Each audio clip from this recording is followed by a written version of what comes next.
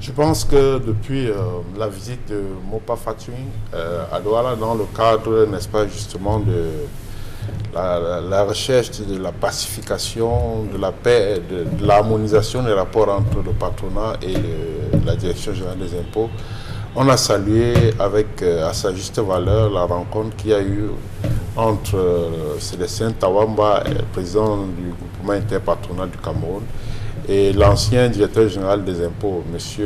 Modeste Mopa Fatui. Parce que, vous savez, les rapports étaient devenus un peu tendus entre la Direction générale des impôts et l'un des grands groupements patronal du pays, le JICAM en l'occurrence. Parce que le JICAM n'avait sans cesse de tirer à boulet rouge sur cette fiscalité par embuscade que la DGI déployait. Il est même allé jusqu'à faire des propositions allant dans le sens, lors de la préparation des budgets, malheureusement, ces propositions n'avaient pas toujours été prises en compte.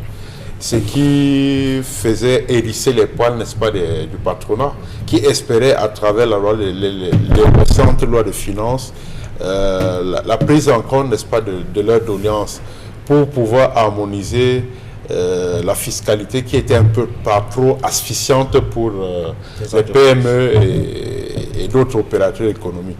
Donc c'est ça qui a créé dans ce climat de tension, parce que figurez-vous, il est plus aisé pour certains chefs d'entreprise de redouter la visite d'un agent du fisc que de redouter le passage à l'improviste d'un malfrat ou bien d'un officier de police.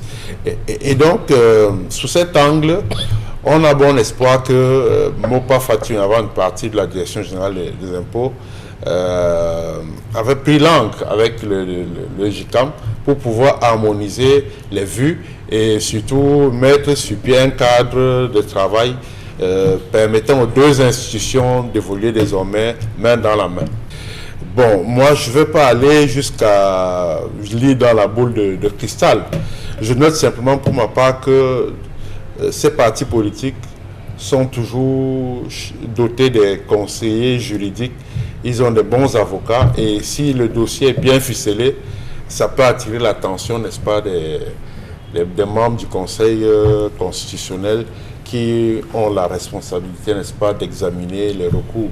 Et vous savez très bien que lorsqu'il y a des insuffisances au plan formel, on n'entre plus dans le fond.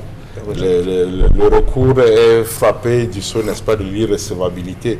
Et donc, ce n'est pas un jeu, ce n'est pas pour reprendre un peu Hervé Villangélé, ce n'est pas de la distraction.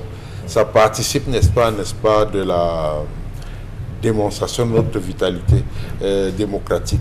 Parce que chacun a bien le droit d'introduire un recours après une élection. C'est prévu par notre texte réglementaire et donc ne prenons pas ça comme un passe-temps, comme une distraction, un épiphénomène. Mais je pense que même dans toutes les démocraties, ce phénomène de contestation légale et même légitime est connu. Ce qui a accroché le Popoli à travers cette présence éloquente au niveau, en premier plan d'ailleurs, lors, n'est-ce pas, du sommet des chefs d'État qui s'est tenu un peu avant le week-end au Palais de l'Unité à Yaoundé. On l'a vu être assis à la première loge des invités spéciaux, n'est-ce pas, du chef de l'État du Cameroun, immédiatement après la première dame. C'est vous dire qu'en réalité, le chef de l'État a voulu que les choses se sachent d'une manière ou d'une autre. C'est des messages qui sont, des non-dits qui sont perçus à travers cette posture qui indique clairement que M. Frambilla, certainement nourrit des intentions, des ambitions, peut-être de candidater en 2025 pour remplacer son papa. Mais pour l'instant, d'où le titre du messager, du journal Le Messager d'ailleurs, les silences franquistes. Depuis qu'il y a beaucoup de bruit autour, n'est-ce pas, du mouvement franquiste, le bien nommé Frère Emmanuel Biya n'a jamais fait un démenti, il n'a jamais rien dit, il n'infirme pas, il ne confirme pas. Et Vous savez très bien qu'un adage bien connu de tous les Camerounais et même de tous les Africains dit que qui ne dit mot consent. Et donc on ne peut pas, de ce point de vue, balayer du revers de la main les supputations qui font de M. Emmanuel Franc-Biya le prochain candidat, par exemple, du Rassemblement démocratique du peuple camerounais. Attendons de voir, parce que là, parlant du RDPC, les règles sont connues. Le candidat naturel du parti, c'est le président national. Attendons de voir ce qui va se passer au cours d'un éventuel congrès du parti qui pourrait, n'est-ce pas, permettre à M. Biya de passer la main, soit à son fils, soit à quelqu'un d'autre.